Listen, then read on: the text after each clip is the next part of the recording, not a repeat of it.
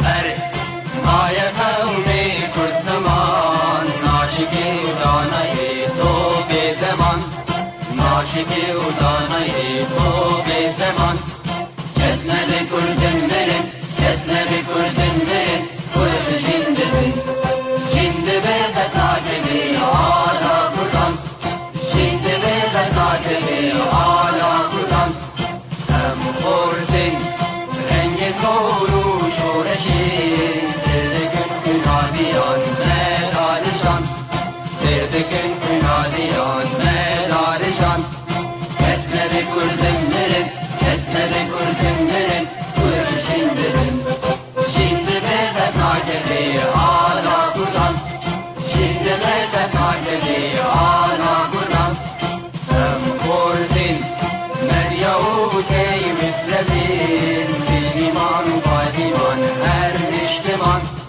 دینیمان و قادیمان کرد و کردستان کسنه به کردن برن کسنه به کردن برن کرد جنده برن جنده به قطاعه آلا کردن جنده به قطاعه آلا کردن لاوی کرد را گوی سرفی و شیران بابروی نشین بکن تاجی جهان بابروی نشین بکن تاجی جهان کسنه به کردن برن کسنه به کردن برن کرد جنده برن جنده به قطاعه آلا کردن جنده به قطاعه آلا کردن کردنون کرد حاضر و آمادنه جان فدان جان فدا هر جان فدا جان فدان جان فدا هر جان فدا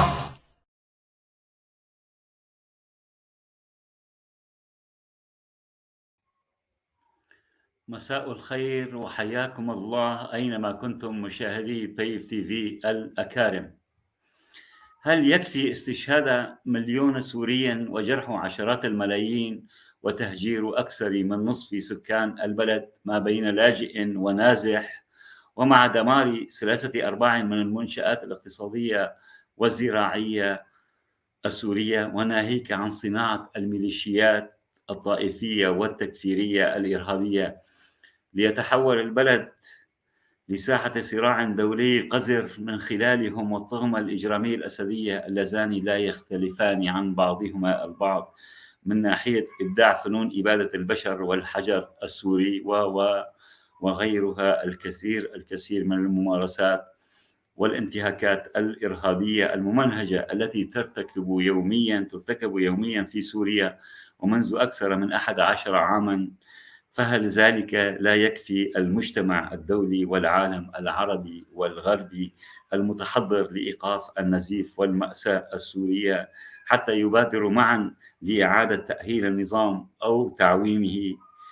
ذلك كله وغيرها من الأوضاع السورية سنناقشه الليلة مع ضيفينا الكريمين الأستاذ نبيل ملحم هو كاتب وباحث ومعتقل سياسي سوري معروف من مواليد الريف الشرقي لمدينة حمص قرية أبو حكفة الشمالي عام 1962 وكان مهندس إنشائي بدرجة مستشار قبل اعتقاله ومقيم الآن في فرنسا. أهلا وسهلا بك أستاذ نبيل، شرفتنا، نورت شاشة بيف تي في. أهلا بك وهلا بكل المتابعين للبرنامج. شكرا جزيلا. كما نرحب بالدكتور عدنان أمين. الدكتور عدنان أمين وهو شخصية أكاديمية واجتماعية وسياسية كردية سورية معروفة من مواليد قامشلو عام 1970. درس في كلية الطب جامعة حلب ولم يمارسه بسبب الهجرة والعمل في المجال الدبلوماسي. مقيم في ألمانيا منذ عام 2000، متخصص بالدراسات النفسية وعلم السلوك وتطوير الأفكار، ومستشار الحزب الديمقراطي المسيحي بمدينة شتوتغارت الألمانية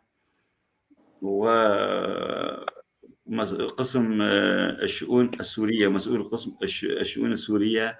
دكتور عدنان شخصية معروفة غنية عن التعريف لدى الشارع الكردي والسوري عامة. أهلا وسهلا بك، نورت شاشة بيف تي في. أهلا بك أستاذ سليمان، أهلا بضيفك وأهلا بكل المتابعين. شيء طبيعي لازم واحد يكون معروف بالنسبة لأهله السوريين بكل منتمياتهم القومية والدينية والفكرية. تسلم، نورتونا. طبعا باسمكم ضيوفي الكرام وباسم كل مشاهدي بيف تي في لابد أن نشكر من وراء الستار بالكنترول، الأستاذ المهندس عبد الباقي الحسيني رئيس الاتحاد العام للكتاب والصحفيين الكرد في سوريا، وكذلك الشاعر عبدال خان تلداري الذي سيلتحق بعد قليل بالكنترول. لهم منا جزيل الشكر. أستاذ نبيل، سنبدأ معك. هل مصير سوريا سيكون كأفغانستان حيث حاربوا حركة الطالبان الإرهابية لمدة 20 عام، طبعا أمريكا وحلفائها، وثم سلموهم السلطة عملية تسليم وليس هزيمة كما يقول البعض، يعني تسليم واستلام بسياسة ممنهجة، وكذلك حاربوا بشار الأسد والعصابة الأسدية في سوريا لمدة 10 أو 11 عام، والآن يعاد تأهيله أو تعويمه من جديد. هل نحن أمام سيناريو أفغاني آخر في سوريا؟ سوريا يعني هي أفغاني مع صومالي مع الحالة اللبنانية مع الحالة العراقية، بس المعدلة اللي فينا نقول هي مزيج من كل هذه التجارب. يعني هي كنا بنعرف هي بسوريا بدأ الصراع ثورة شعب ضد نظام مستبد ومجرم، ثم تحولت إلى حرب بين أطراف مو مدعومة من الخارج، وإنما أصبحت هي أزرع للخارج. يعني الأطراف الداخلية، يعني قوى الثورة بعد ما تم أسلمة الثورة وعسكرتها أصبحت أداة بيد القوى الخارجية الداعمة إلى، والنظام بنفس الوقت بعد ما أنهك وتهتك يعني كل بنى السياسية والعسكرية والاقتصادية، كمان صار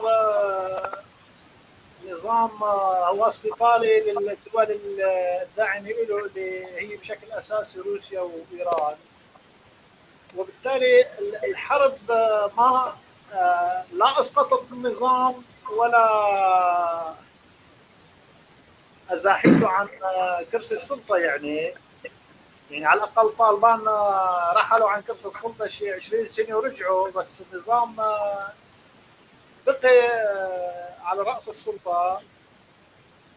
بسوريا هو حقيقة أنا من وجهة نظري طبق الشعار اللي أرادته إسرائيل بعد فترة من بدء الصراع، وبعد ما بعد نظام رسائل اللي هو بالأساس النظام من أسد الأب. يعني هو إجا بقرار أمريكي إسرائيلي بالدرجة الأولى مع مشاركة روسية وقتها أو مشاركة الاتحاد السوفيتي.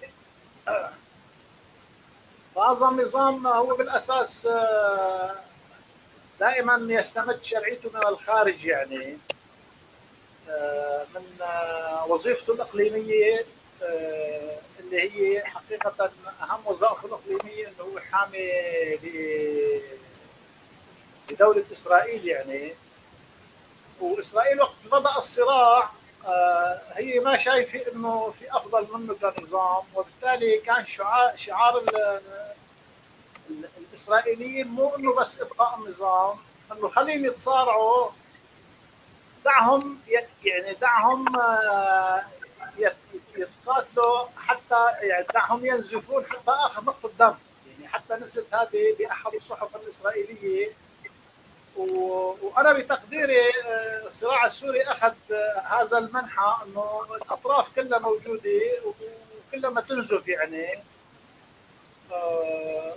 إلى حد أنا من وجهة نظري تحولت سوريا إلى خربة بكل ما تعنيه الكلمة، وبقى رأس النظام حارس لهذه الخربة. يعني هو دمرها مثل ما بيقولوا، يعني وقعد على يعني عمل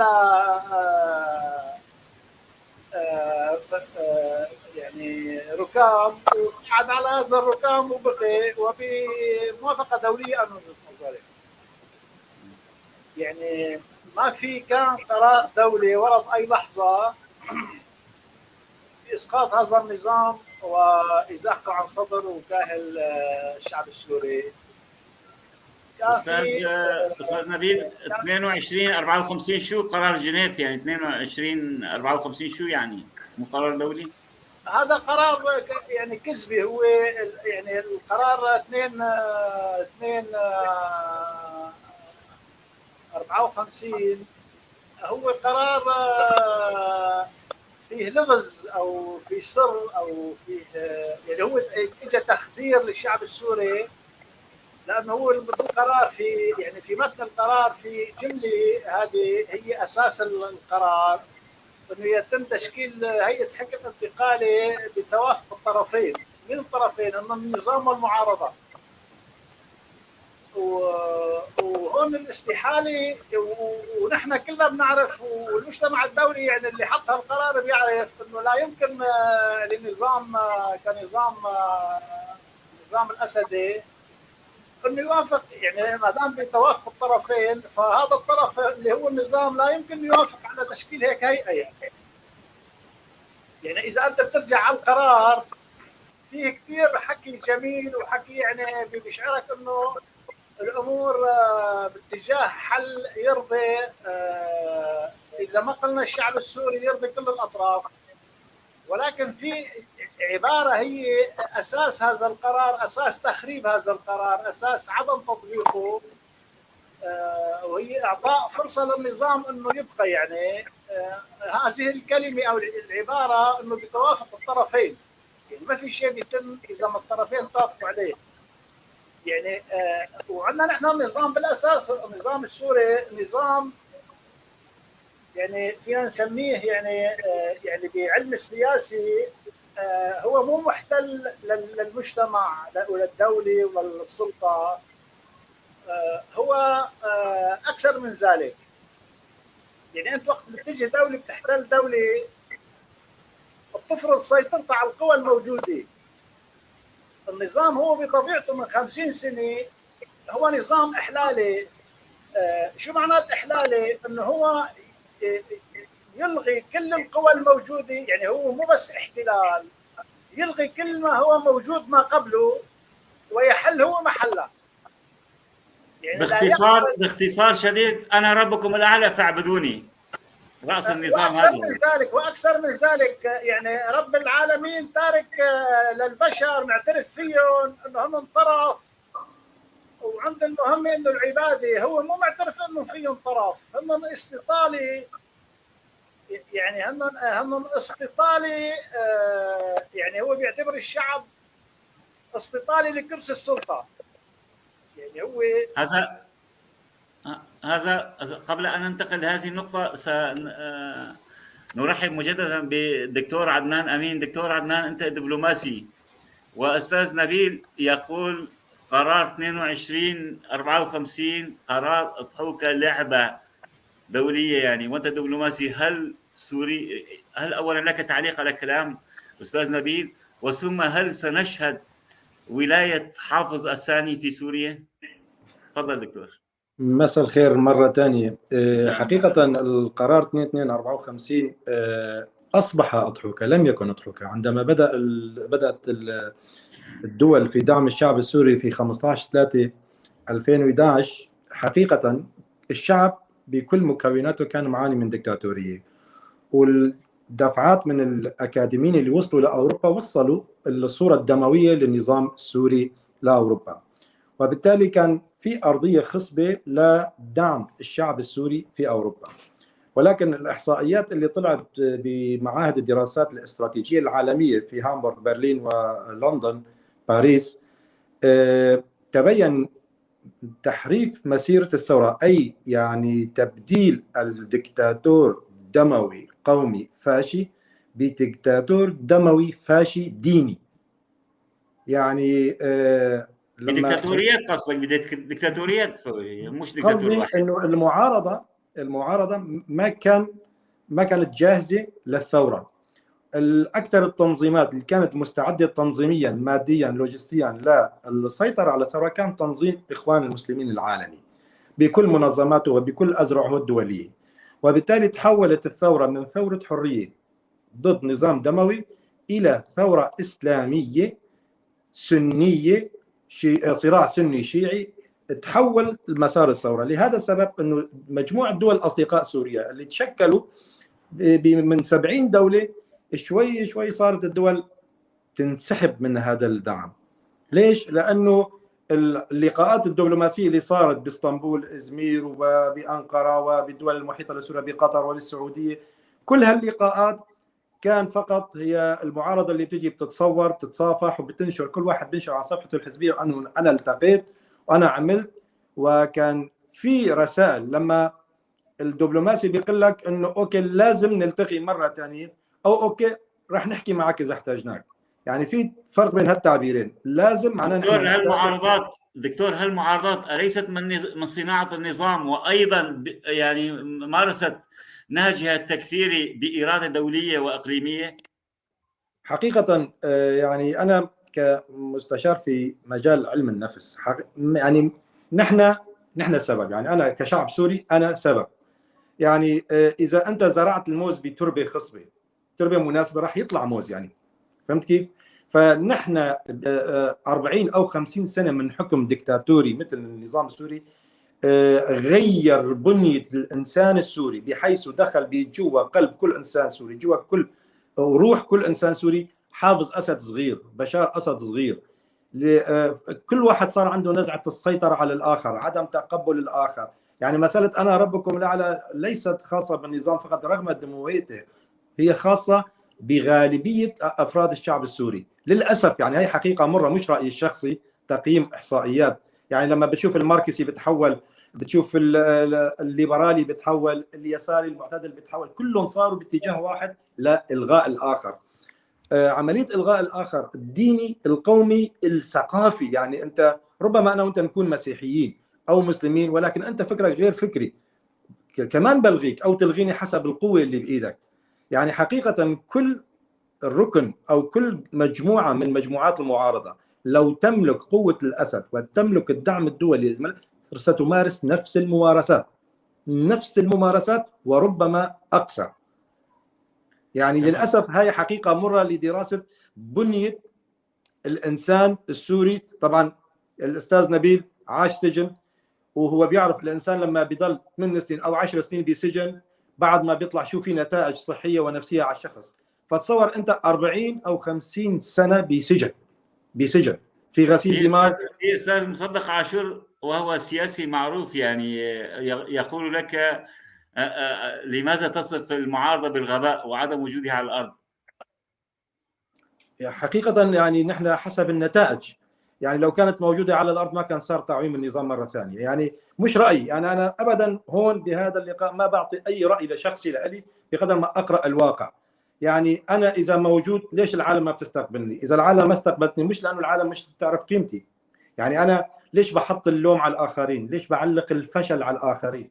أنا شو قدمت؟ يعني تجربة أفغانستان تجربة جيدة بالنسبة لنا، إنه 20 سنة حاولوا يعوموا سلطة معينة، ما قدرت هاي السلطة تثبت بحالها. فالنظام الأمريكي أو النظام العالمي بيقول إحنا مش منظمة خيرية، أنتم ما قدرتوا تقدموا شيء للشعب.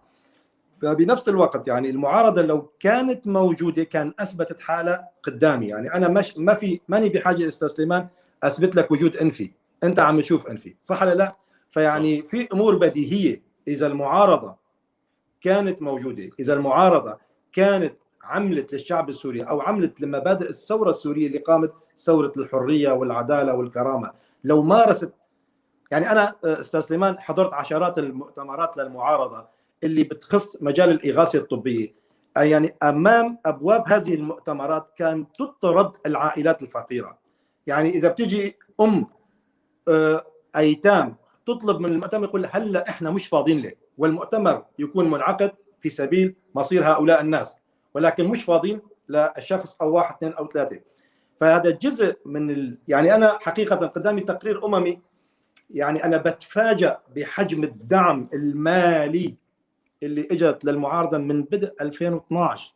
بلشت الدولة الأمريكية، بلشت الاتحاد الأوروبي، بلشت السعودية، بلشت قطر، يعني كندا، النرويج، يعني دول عديدة ضخت الملايين والمليارات إلى جيوب المعارضة، ولكنها لم تستخدم في بناء كتلة سياسية لتعويض عن النظام، لكن صرفت هذه الأموال في شراء الزمم لإلغاء الآخر ضمن إطار المعارضة. مين راح يسيطر؟ يعني إذا راح بشار الأسد لازم أنا أكون، مش الأستاذ نبيل، فلازم أتخلص من الأستاذ نبيل لأنه صوته بيأذيني في يوم من الأيام. للأسف يعني في عندي أصدقاء يعني رفاق كانوا بالسجن سوا، ألغوا بعضهم، حاولوا إمحاء بعضهم. يعني أنا عندي إحصائيات جدا، للأسف ما بحب أعرض كثير شغلات مشان ما نخلي، يعني أنا واحد من الناس اللي بعطي الأمل للناس، ما بحب اليوم أخليهم متشائمين. هذا ما سنسأل أستاذ نبيل. أستاذ نبيل، سوريا، أنت كنت سجين سياسي أنت وعائلتك، يعني 8 أفراد من العائلة، عائلة مناضلة ما شاء الله. طبعا كل سوريا في سجن كبير. سوريا يعني صارت بحسب الدكتور أنه صارت الشعب يتأقلم مع السجان، بدل أن يرفض اضطهادي صار يتأقلم، أي بمعنى دود الخل منه فيه. هل لك تعليق أو إضافة؟ لا، انا يعني انا بختلف مع الاستاذ عدنان بعض النقاط. يعني احنا الثوره اول شيء تحيات الشاعر الكبير استاذ عايد سراج لك وللدكتور ضيفنا ولكل مشاهدينا. يعني تحيه له لكل متابعين برنامجك اخي سليمان.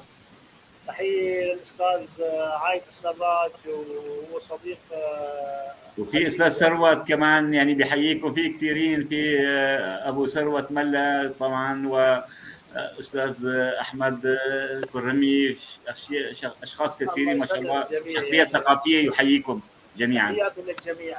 بس انا بدي اتعلق على حكي الاستاذ عدنان، الدكتور عدنان. الثوره مرت باكثر من محطه وباكثر من منعطف، والاشهر الاولى والسنوات الاولى للثوره غير السنوات فيما بعد. هو ما يحكي يعني وحكي صحيح انه مستوى الدعم المالي اللي اجى للمعارضه هو كان غير مسبوق يعني. وهون هذا يفسر انه هذا الدعم المالي كان لتحويل لوجهه واتجاه الثوره وبنيه القوى اللي داخله بالثوره. يعني هذه الاموال اللي قدمت هي لتعمل شغلتين: تغير بنيه الثوره من ثوره ديمقراطيه الى الاسلمي، يعني الى ثوره اسلاميين، وثاني شيء من ثوره سلميه الى ثوره معسكره وبيد هؤلاء الاسلاميين يعني. وبالتالي ما فينا نحن نقول انه الثوره هي من البدايه كما وجه الحالي. والمعارضه حقيقه معارضات يعني بسوريا. يعني انا حكيت عن مساله الاحلال والحلوليه. يعني كل هذه الاموال اللي ضخت يعني واللي تقدمت للمعارضه هي كان وظيفتها الوحيده انه تحط على السطح يعني خلينا نسميه اسوأ يعني اسوأ الشخصيات اللي ممكن تمثل الثوره، وتخفي بالظل وتحط بالظل يعني كل القوى والطبقات السياسيه النظيفه داخل المجتمع السوري. يعني وقت انت بتحط على السطح بحر من القذاره، اكيد ما راح تشوف المياه النقيه بقى يعني. بس ما في يعني ما فينا نحن نلغي انه لا، في بعض يعني في طبقات نقيه كانت داخل استاذ نبيل، اسمح لي، السياسيه وبالطبقات الاجتماعيه وبكل شرائحه يعني. بس استاذ هذه نبيل، الطبقات اول شيء نحط على السطح اسوأ واوسخ واقصر الطبقات، وثاني شيء حتى طبقات النظيفه سابقا تم تلويثها. يعني هلا هو بده حق يقول انه النضاف صاروا اقل من زي قبل، يعني بس للاسف في نضاف، بس انهم بس ما لهم دور، ما لهم ما دور. لهم اي دور، لانه تمام. للاسف يعني ما عنده امكانيات، يعني ما عنده امكانيات ماديه تحديدا، ما في يعمل شيء. استاذ يعني نبيل دعني، استاذ نبيل بس بدي اوضح لك نقطه. صدقني حتى بالاعلام اذا الجهات الاعلاميه القذره لا يمكن تطلع واحد نظيف. انا بتشكركم انه انتم مثلا طلعتوني على منبركم لحتى اوصل صوتي. نحن نتشرف بك وبامثالك ايها المناضل. انا لي 10 سنين ما لقيت غير منبر واحد نظيف يستحق انه الواحد يكتب فيه على فكره، هو لومونت انترناشونال. يعني ما تبقى طبعا ما بدي احكي بالمطلق يعني، بس المنابر الاعلاميه التابعه للمعارضه يشوبها القذاره، ما بدي اقول كلها قذره، يشوبها القذاره من اخمص قدميها حتى اعلى راسها. استاذ نبيل دعني اذكرك باشياء. يعني تصور اعضاء الائتلاف الوطني، يعني رئيس الائتلاف وقاده بالائتلاف الوطني اعضاء بحزب اردوغان، اعضاء بحزب داوود اوغلو. تلاقي في سوريا قيادي معارض مسيحي شيوعي صار اخوانجي، درزي اعلامي درزي صار اخوانجي، وكان يعني فعلا يعني الحاله ميؤوسه يعني في سوريا، اشياء عجيبه وغريبه. يعني مثل ما بيقولوا المؤمنين الله يخلق ما يشاء او كيف ما يشاء، يعني والمال يغير يعني يغير ما في الصدور بس يعني باتجاهك السياسي او بكل شيء يعني. فعادي نحن نحن بزمن بسماها احد الفلاسفه في زمن التفاهه، يعني زمن ابراز التافهين فكريا وثقافيا وحطهم على السطح، او زمان يعني الراسماليه المتوحشه. فلاسفه ومفكري العصر من اكثر من عقد هن كلهم ينتمون الى عصر التفاهه وعصر اللا شيء، عصر الراسماليه المتوحشه. اكثر من ذلك. يعني على المستوى الثقافي، يعني الراسماليه مثل ما بيقولوا بتنتج قيم ماديه، بس على المستوى الثقافي احط من ذلك تنتج التفاهه وفقط. وتنتج كمان شرائح من المثقفين تتغنى بهذه التفاهه. يعني في كثير من تفاهات الثقافه الحاليه المعاصره اللي هي بيسموها مفكرين وفلاسفه، طبعا البرنامج مو مخصص لهالشيء يعني، بس كل ما انتج من عقدين واكثر من 3 عقود حتى الان من فكر وثقافي على المستوى العالمي ما بيسوى ثمن الورق اللي انكتب عليه ولا ثمن الحبر، الا ما ندر طبعا مشان مثل بيقولوا التعميم لغه يشمل الجميع، الحمقى يعني. او تمام. سنعود. وضعنا السوري صعب والوضع العالمي صعب، والبشريه لا تمشي باتجاه انا لي وجهه نظر كل شعوب العالم تمشي باتجاه الهويه، ومو وقت هلا البرنامج زي ما بيقولوا لما نحكي باللغه التيسيه، يعني خلينا الوضع السوري. تماما، هذا ما سننقل الى الدكتور عدنان امين. دكتور عدنان، يعني كرديا هل سيعود النظام برايك؟ يعني طبعا اذا بدنا نبحث بالازمه السوريه يمكن نحتاج لعشرات الحلقات ان لم يكن مئات. كرديا هل سيعود بشار الاسد لمناطقنا، لمناطق اقليم كردستان الملحق بسوريا؟ صوت تمام. تمام. رغم تعويم النظام قبل، ولكن النظام لن يعود إلى ما كان قبل 2011. هناك شروط سيضطر مكرها أخاك لا بطلا أن يقبل بها للحفاظ على الكرسي. بالنسبة للمناطق الكردية أيضا من المستبعد جدا ضمن اللقاءات التي حصلت خلال السنتين الأخيرتين وبشكل خاص ال6 شهور الأخيرة، نحن نتوجه نحو سوريا فيدرالية لا مركزية. سوريا فيدرالية لا مركزية، يعني هذا التوجه العالمي اللي بدهم يدعموا وضع سوريا الحالي. حتى دكتور اسمح لي هنا، تقول نحن، أي أنت ككرد يعني بهذا الإدارة الذاتية ترفض الفيدرالية، يعني تقول أخوة الشعوب إبداع آخر، المجلس الكردي بالائتلاف القذر، يعني الحالة الكردية ليس بأفضل من مسيرتها من المعارضة العربية، يعني كلها حالة سيئة. الإدارة الذاتية إجراء منظم، يعني أشياء كثيرة، انتهاكات كثيرة. وأيضا الموقف في المجلس الوطني الكردي يعني لا حول ولا قوة له. أستاذ سليمان، المجتمع الكردي في سوريا جزء من المجتمع السوري ككل، والضغط والدموية والدكتاتورية والبطش التي طبقت على سوريا بدرجة طبقت على الأكراد بعدة درجات. يعني عمليا لازم يكون الشعب الكردي في سوريا متأخر عشرات السنين عن الشعب العربي نتيجة الضغط الذي مورس عليه. هذا واحد. ولكن رغم كل هالشيء كمان أنا متفائل بالشأن الكردي بغض النظر عن الإدارة الذاتية والمجلس الوطني. يعني المجلس الوطني شو بده مشكلته، الإدارة الذاتية شو بدها مشكلتها، ولكن في توجه عالمي. هذا التوجه العالمي ماشي على النظام، ماشي على دولة مثل تركيا، ماشي على دولة مثل إيران، ماشي على دولة مثل العراق، دول. فنحن كشعب سوري يجب أن نقتنع الآن. لم يعد لدينا الخيارات، يعني بصراحة أنه لم يعد لدينا الخيارات إلا أن نرضى بأقل سوء ممكن وليس بالأفضل. يعني عندنا أسوأ السوء لو يعود النظام بكل بطشه وقوته إلى ما كان عليه قبل 2000. هذا أسوأ الاحتمالات إن شاء الله غير الممكن اللي بتحصل.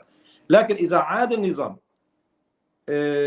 مخصوص الجناحين بالتوافق الأمريكي الروسي الصيني وبالتوافق الدول الإقليمية، وسمح هامش معين من الديمقراطية من الصحف والمجلات والمعارضة وإلى آخره، تدخل الجهات الدولية بمراقبة عمليات الانتخابات وما شابه ذلك، تحويل منصب رئاسة الجمهورية إلى منصب رمزي ليس كما هو الآن، يعني في جملة أمور بتوقع بيكون أفضل حل ممكن.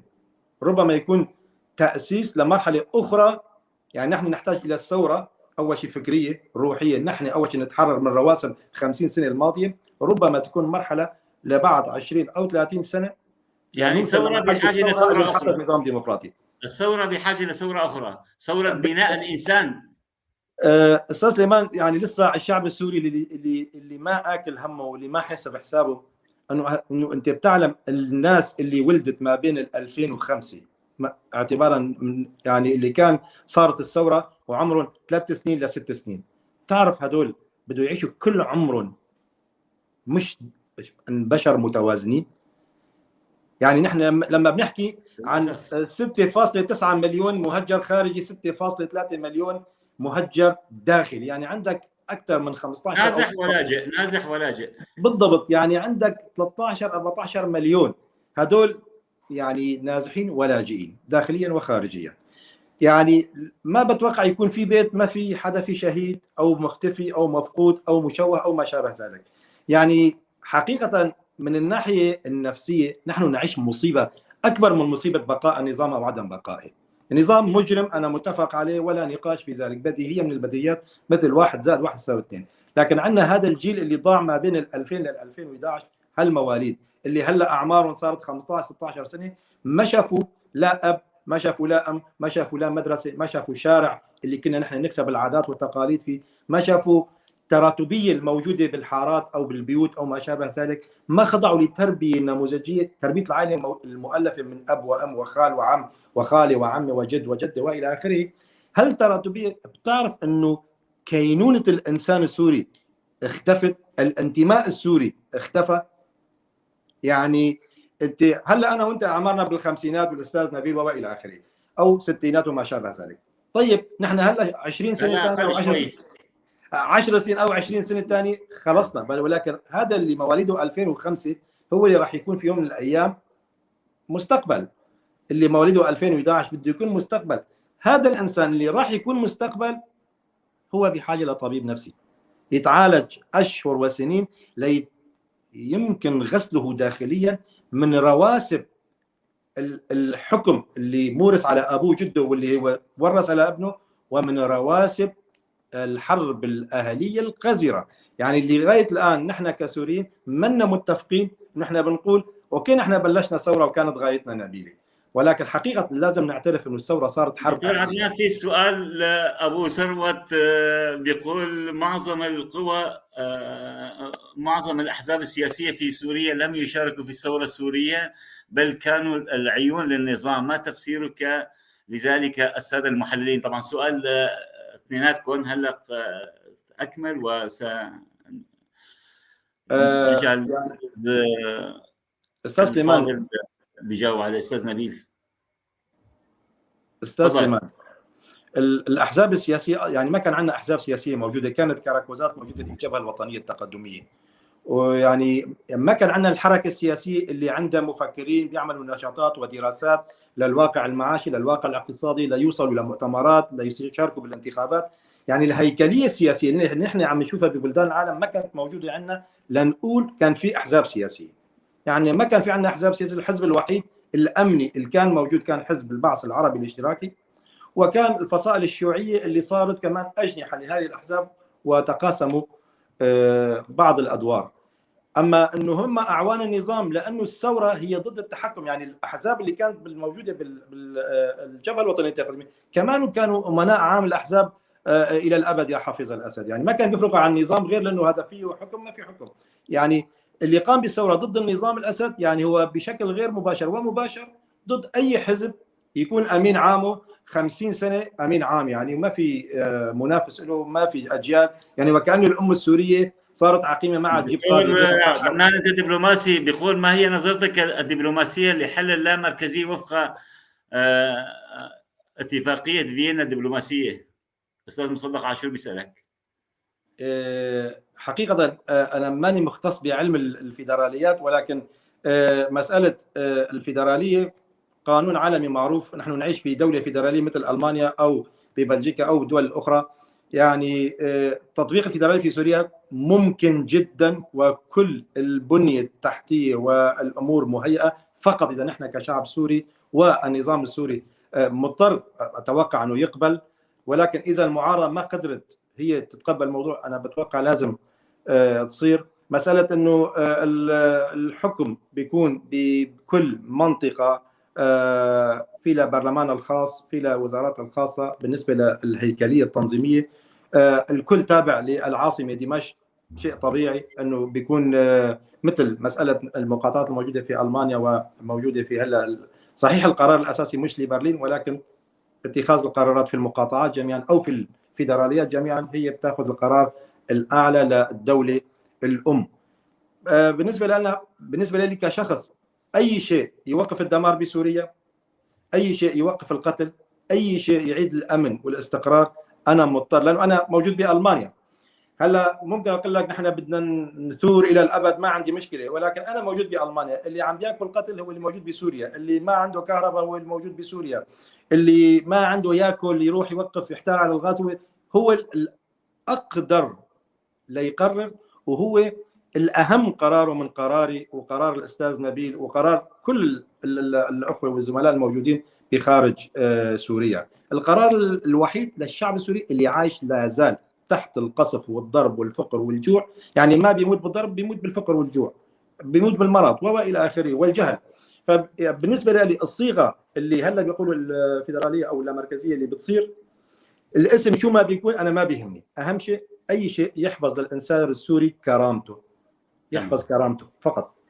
هذا ما سنسال استاذ نبيل. استاذ نبيل، كرامه الانسان السوري، سوريا الدكتور يقول من سابع المستحيل او يعود الى ما قبل 2011.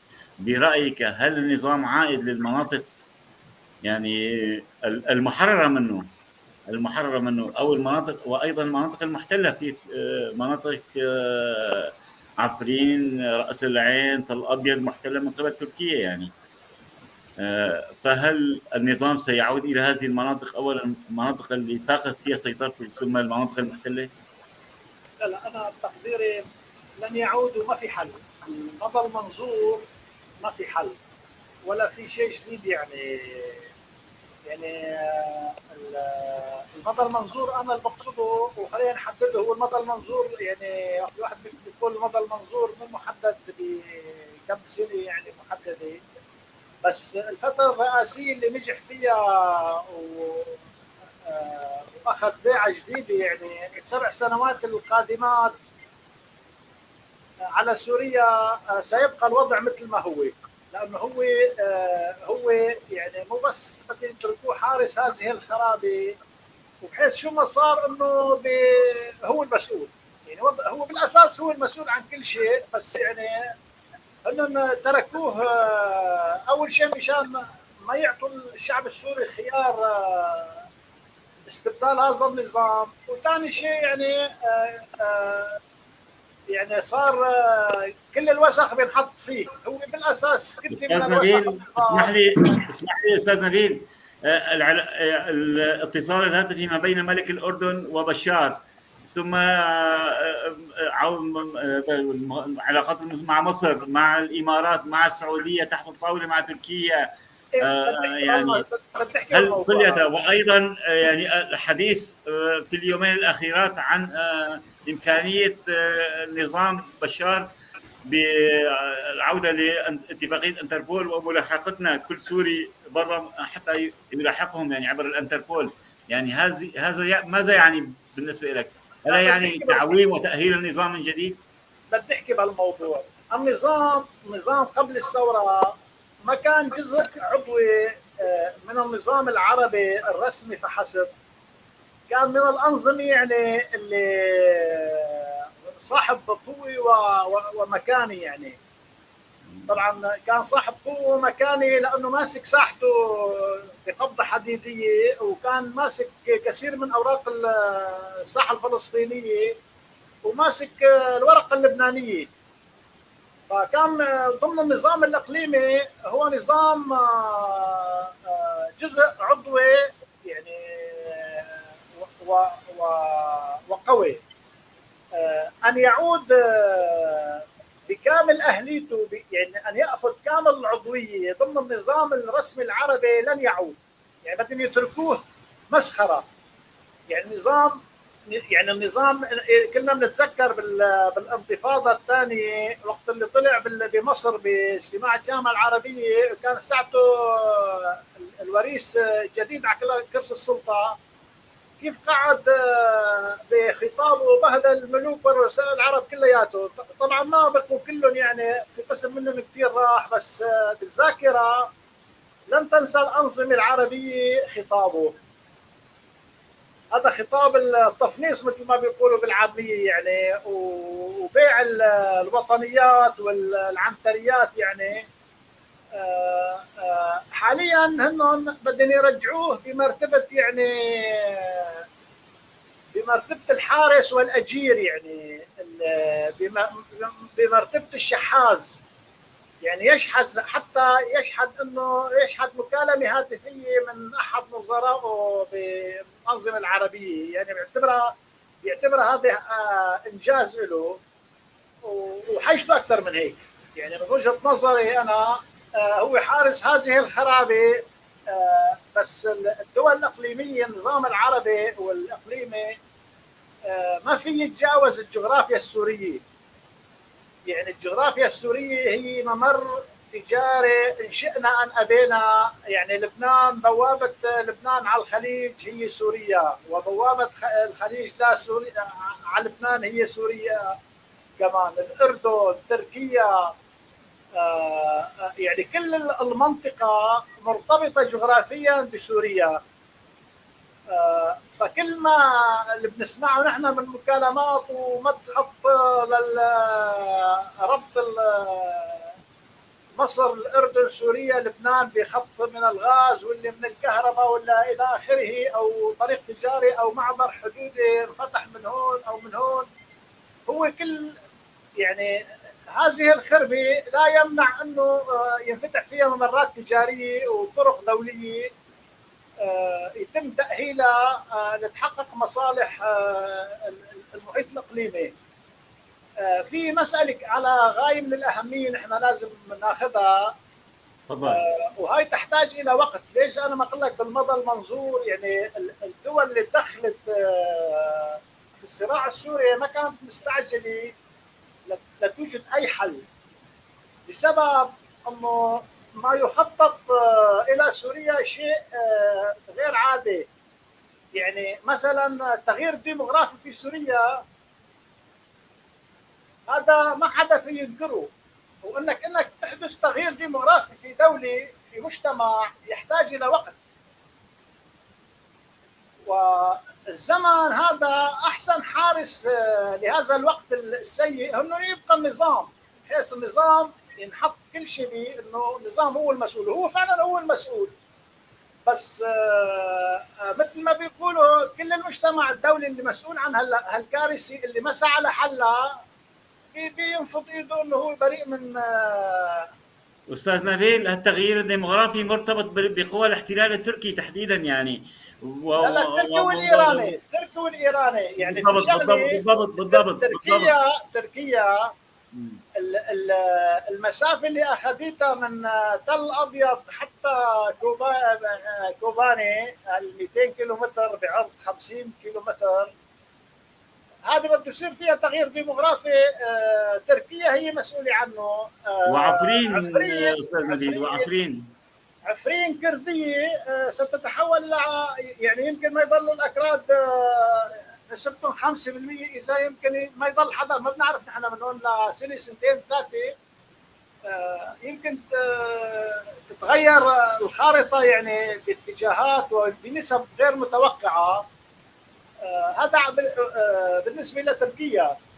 غير انه تركيا يعني الاراضي اللي حاطه ايدي عليها يعني جزء منها هو ادلب يعني وشمال حلب، كل هذه المناطق هي يعني هي ما لها مصلحه تركيا انه تخرج عن سيطرتها وترجع للنظام. يعني من مصلحة تركيا أن تبقى هذه المنطقة الجغرافية والكتلة البشرية تابعة إلى، حتى لو على طريقة قبرص التركي يعني طالما بشار موجود سيبقى الاحتلال التركي والإيراني، لأنه بشار هو الفزاعة. يعني أنا بدي أسألك، أي واحد بشمال شرق سوريا بالمناطق الكردية كل ما يقوم فيه القوى السياسية، بعيدا أنه نحن ما رح ندخل بتقييمها يعني، بس شو أكبر حجة إلى أنه هي حاطة إيدها على هالمنطقة؟ هي عودة النظام، أنه أنا حاميكم من عودة النظام، يعني خوفا من أنه يعود النظام ويعيد يحط إيده علي لهالمنطقة. وبالتالي وجود النظام هو مبرر لكل ما تفعله قسد ومسد في شمال شرق سوريا وبدون حق. يعني بمعنى انه هن يحموا شعبهم، بعيدا نحن بقى انهم يحموه بطريقه صح واللي غلط هي تقييم اخر، يعني اخطائهم والى اخره ما راح ندخل فيها. بس بمعنى اداره شمال شرق سوريا من قبل القوى هي ما تابعه للنظام، شو مبرر وجودها وادارتها لهالمناطق غير انه في حقوق قوميه؟ أيوة أستاذ سميح نادر، تمسي عليكم. خوف من النظام. المناطق اللي حاطه ايد عليها تركيا كمان مع الكتله البشريه الموجوده، ذريعه يعني تركيا وحتى المجتمع اللي قاعد على هذه الارض، انا بدي تركيا كمان خوفا من اعاده النظام، يعني بيقبلوا بتركيا واكثر من ذلك. يعني انتوا على الجولان قل لهم خيو بدكم اسرائيل تتركوا ترجعوا على سوريا للنظام اللي بضلوا تحت السياده الاسرائيليه، بيقول لك لا خلينا هلا عند اسرائيل يعني احسن لنا. واكبر مثال لاجئين، عفوا، المعتقلين اللي افرج عنهم، يعني طلبوا البقاء في اسرائيل ولم يقبلوا العوده الى حضن النظام او مناطق النظام، يعني لاجئ وسجين. عندك انت ملايين السوريين اللاجئين ما حدا بيقبل يرجع على سوريا باي حجه، بحجه انه موجود النظام. وبالتالي ليش انا ما اقول لك المرسوم لسوريا دوليا حتى يتنفذ ويكون كل واحد مثل ما بيقولوا بالعاميه بيده حق، يعني اللاجئ انه بيده حق انه ما يرجع، واللي حاطط ايده على قطعه من سوريا وتحت سيادته كمان بيده حق انه يحط ايده عليها، لانه احسن ما يرجع عليها النظام، هو وجود هذا النظام. لذلك بالمدى المنظور النظام سيبقى على رأس هذه الخربة، حارس هذه الخربة، يعني دمرها مثل ما بيقولوا وقعد على ركامها، يعني تمام. يعني بسوريا تحقق مثل كل العالم تعرفه، انه خربه وقعد يتفرج عليها مثل ما بيقولوا، وهيك صار عندنا بسوريا. تمام. هسه نسأل دكتور عدنان، النظام سيبقى على هذه الخربة، ولكن لنعود إلى خربة إقليم كردستان الملحق قصرا بسوريا. دكتور عدنان، أوضاع ذلك الإقليم ليس بأفضل من سوريا، حيث نرى مسد أو المجلس السوري الديمقراطي تنتهج سياسة تحارب الحقوق القومية الكردية، يعني بشكل ما، يعني ما قدمته الإدارة الذاتية أو ما حققه الإدارة الذاتية من دمار للحقوق القومية الكردية لم يستطع حتى البحث هذا، عندما يرفضون كل شيء اسمه كردي، يعني بحجة إخوة الشعوب. المجلس الوطني الكردي برنامج سياسي جميل جدا، ولكن عمليا سياستهم وعضويتهم في الائتلاف جعلهم يفقدون كل شعبيتهم. الحالة الكردية حالة مأساوية. مستقبل الكرد، كيف ترى مستقبل الكرد في سوريا القادمة، في سوريا المنشودة؟ أستاذ سليمان، أولا موضوع الكردي مثل ما قلت سابقا أنه جزء من الكل، ما يمشي على أو يسير على سوريا يسير على الكرد أيضا. ولكن موضوع القسد أو مسد والحقوق الكردية، يعني أنا لست ناطق رسمي وباسمهم حتى أبرر، ولكن كمان مناقشة القرائن دعيناهم عدة مرات يكونوا معنا بالبرنامج، للأسف رفضوا، ما بعرف. مناقشة القرائن، يعني تركيا تعتبر مشروع الإدارة الذاتية مشروع قومي كردي، ولهذا تركيا تضحي بالغالي والرخيص. يعني آخر اتفاق بين تركيا وبوتين يعني مستعدة تطلع من عفرين، مستعدة تطلع من إدلب، مستعدة تطلع حتى تنسحب من بعض المناطق التركية، المهم ما يكون في اعتراف رسمي بالإدارة الذاتية. دكتور، بس تركيا تعتبرون إدارة كردية، بس هن ما يعتبروا حالهم إدارة كردية، هن يقولون نحن حزب وطني سوري، يعني اتحاد، يعني ما في شيء لا بالاسم ولا بالممارسة ولا بالسياسة، ما في شيء قومي كردي يعني فيه. أنا مثل ما قلت لك أستاذ سليمان، يعني هم شو يقولوا في أمور سياسية دبلوماسية هم أدرى بها، ولكن حسب القرائن، يعني هل أنا وأنت وكل المثقفين الكرد أذكى من دولة مثل تركيا بقوتها واستخباراتها وعلاقاتها وصرفها للمليارات في الخارج للتأثير على القرار العالمي؟ يعني هل بيسألك أستاذ عبد الخان تلداري، بيقول لك الإدارة الذاتية للأسف الشديد ونتيجة سياستها ساهمت في تفريغ المنطقة الكردية من المنطقة من الكرد. أنا ما يعني الموضوع، خليني أكمل لك فكرة أنه فضل. ليس معقول دولة لها كل هالأسس، يعني بيت التركي في نيويورك من شهر تم تكلفته 290 مليون دولار فقط لنشر السياسة التركية، وتصرف بالمليارات في العالم للتغيير السياسات بما يتوافق مع النظام التركي. كل هذه الجهات إذا كانت خاطئة في أخذ البعد الحقيقي للإدارة الذاتية، هل يعقل أنه أنا وأنت نحصل على معلومات أدق من المعلومات التركية؟ أنا لم أصل إلى هذا الموقع، انه اكون اهم معلومات وأفضل. يعني ناخذ صعب دكتور، انا ما فيني اعرفك اكثر من نفسك، يعني اذا انت بالضبط. تعرفني هلا مثلا سيره ذاتيه انت ارسلت لي اياها، فما فيني اضيف شيء. فهم بالضبط. يقولوا عن انفسهم، نحن اداره غير قوميه غير كرديه. هذه امور دبلوماسيه، انا اقول لك هذه امور مفروضه عليهم، مفروضه عليهم. اما بالنسبه للتفريغ المنطقه من الكرد، وايضا يعني ناحيه ثانيه المجلس الوطني الكردي صحيح نهج البرنامج قومي كردي، لا ولكن افعاله وممارساته بعيده عن الكرديات كبعض السماء عن الارض. استاذ سليمان يعني صرح كل قاده الائتلاف بعد بالبرلمان كردستان في هولير ان تواجد الكردي في الائتلاف هم موظفين لا يمثلون شيء. وكان دكتور حكيم اذا الحاله الكرديه العامه مزريه يعني. لا يعني الحاله السوريه بشكل عام مزري، فكيف ستكون الحاله الكرديه مزدهره مثلا؟ يعني انه نحن جزء من الكل استاذ سليمان.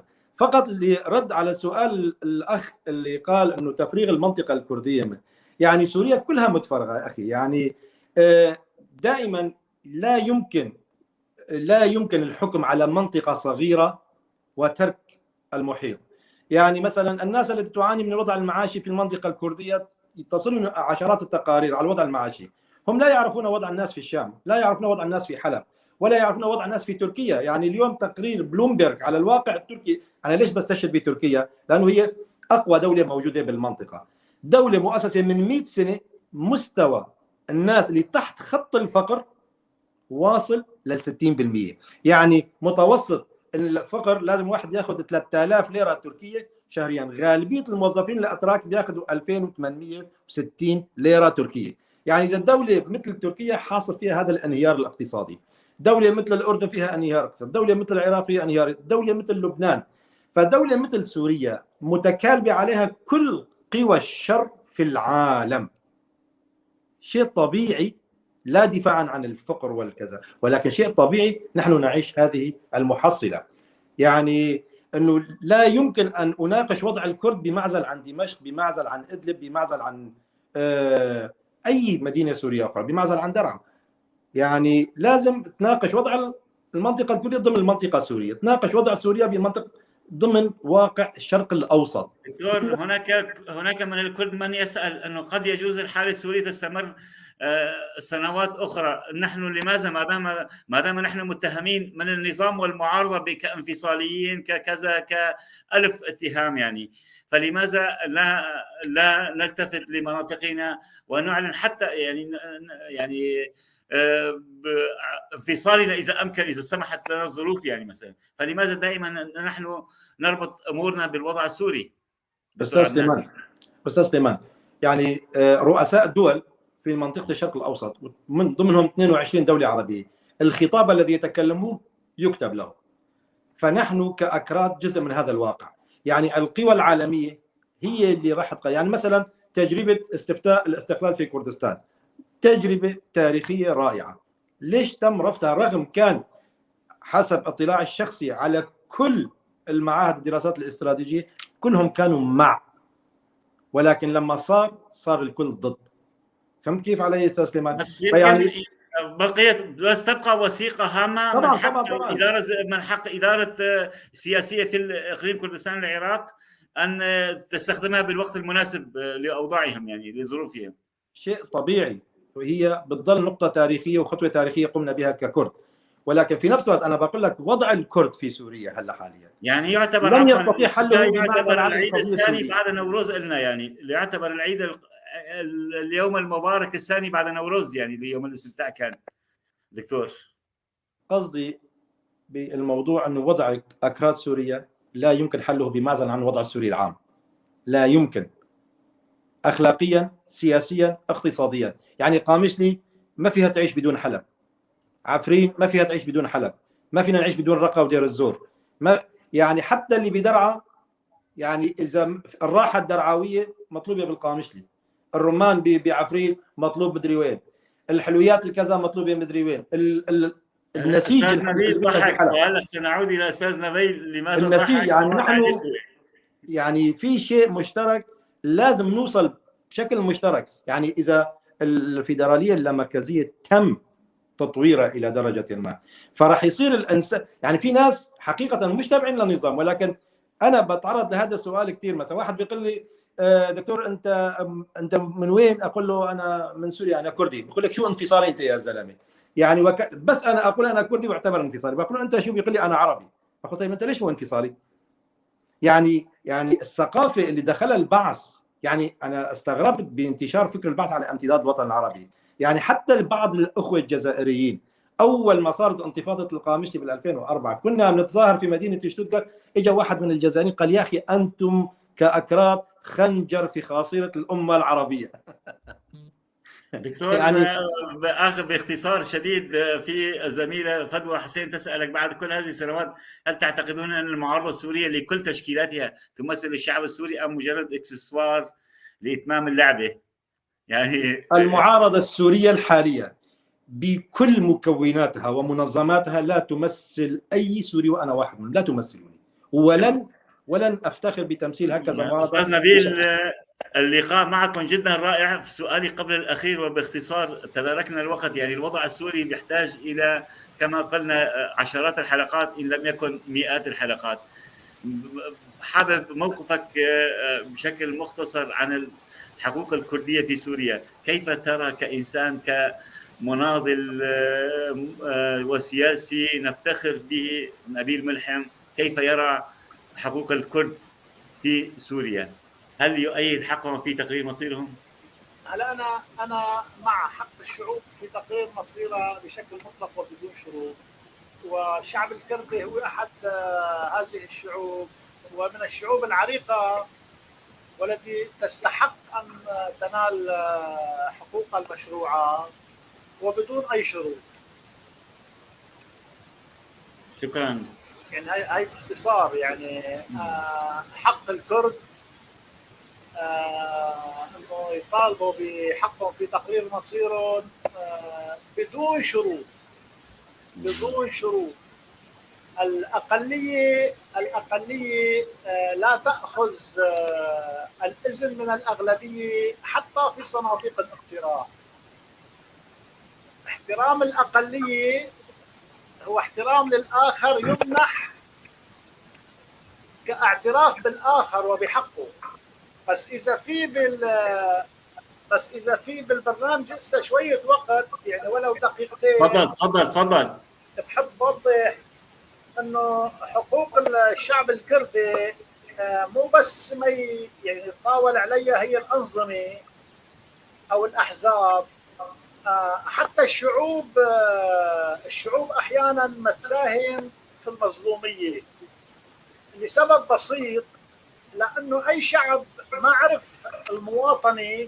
يعني خلينا نحكي بالتجسيد، يعني الشعب السوري وقت بيعيش ضمن دولة المواطنة وقتها بيعرف شو معنات انه من حقه الكردي يعيش في دولة لحاله، او يعني ياخذ شو معنات حق تقرير المصير.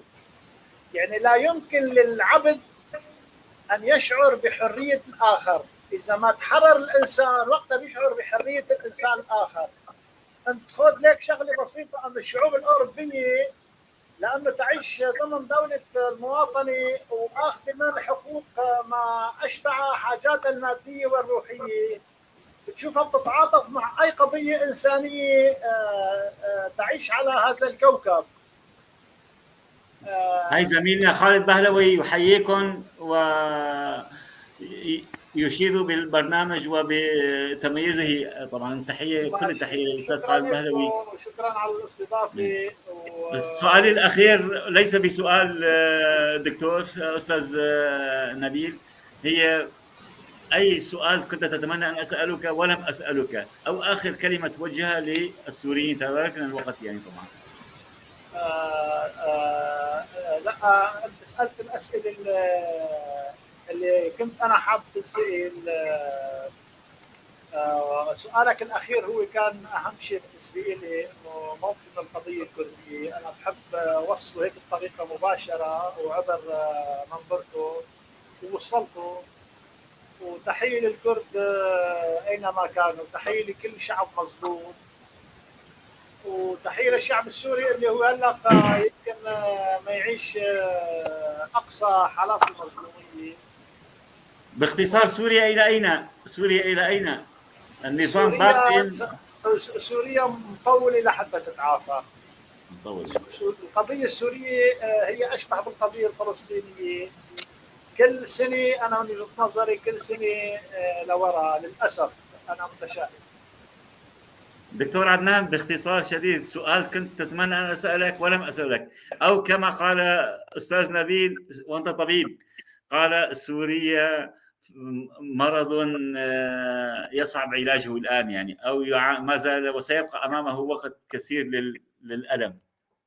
نحن عم نقسم الأمراض أمراض مميتة وأمراض ممكن تعيش معها. فيعني أحيانا السرطان بيكون مميت ولكن الربو بتتعذب ولكن بتعيش معه. نحن اللي بيهمنا استمرارية العيش. مرض لكن نحن بنقدر نعيش مع هذا المرض وبنقدر نتغلب عليه.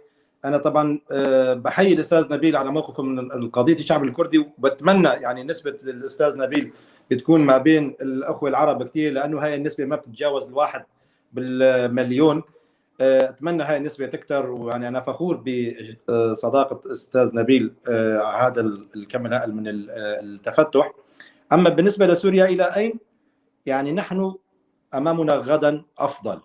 يعني عندنا عشرات الأكاديميين اللي توجهوا لأوروبا، عشرات الأطفال اللي راح يتخرجوا من مدارس أوروبا، هدول اللي راح يرجعوا يبنوا سوريا.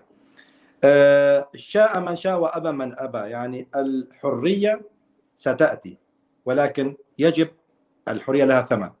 من لا يستطيع يدق بكل يد مدرجة. الذي لا يستطيع. طبعا في أخ من الأخوة طرح قال أنه الضيوف لم يقدموا شيء منطقي.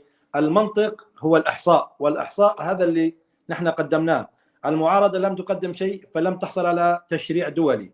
النظام أثبت للعالم وليس لي أنه سياسيا أفضل للتعامل، والأنظمة العالمية ممكن أن تمرر بعض الخطط عن طريق نظام بشكل أفضل من المعارضة. بالنسبة رسالة للشعب السوري، أتمنى أن لا ينجح النظام بتفرقة الشعب السوري، الكينونة السورية، يعني الكردي والعربي والمسيحي والعلوي. عدم إطلاق تسميات علوية ومجوسية وتسميات دينية طائفية. يعني البشر كل مجموعة إثنية عرقية دينية هناك سيئون وهناك جيدون. والنظام السوري يقول النسيج السوري كان مجرد وهم تمزق، وهذا كلام صحيح وأحييه على هذا التعبير. والنظام السوري أبدا لم يكن نظاما علويا، هو تجمع لحثالات المكونات السورية. بالعكس ركائزه كانت تجار السنة، يعني كانوا أغنياء وتجار السنة. وللأسف الشديد المعارضة السورية استفادت من نفس التجربة وعملت مسألة قص ولصق، أيضا جمعت كل حثالات الشعب السوري في قيادة تمثيل المعارضة للشعب السوري. يعني ولد مجرم أو المجرم ولد إرهابي. نأمل أن نخلص من إرهاب النظام. نأمل أن سوريا القادمة تكون لكل السوريين كما ينشدها كل أبنائها الأحرار. جزيل الشكر لكم ضيوفي الكرام، الأستاذ نبيل ملحم، نورتنا مرة ثانية. الدكتور عدنان، كنت ضيفا عزيزا جميلا على شاشة طيف تي في. ابقوا معنا بعد أن نودع المشاهدين، بعد ما نودع المشاهدين 5 دقائق سنتحاور نقيم البرنامج. مشاهدي الكرام، باسمكم جميعا نشكر ضيوفنا الكرام، وانتظرونا الخميس القادم وموضوع آخر وضيوف جدد، وإلى ذلك الوقت دمتم في رعاية الله.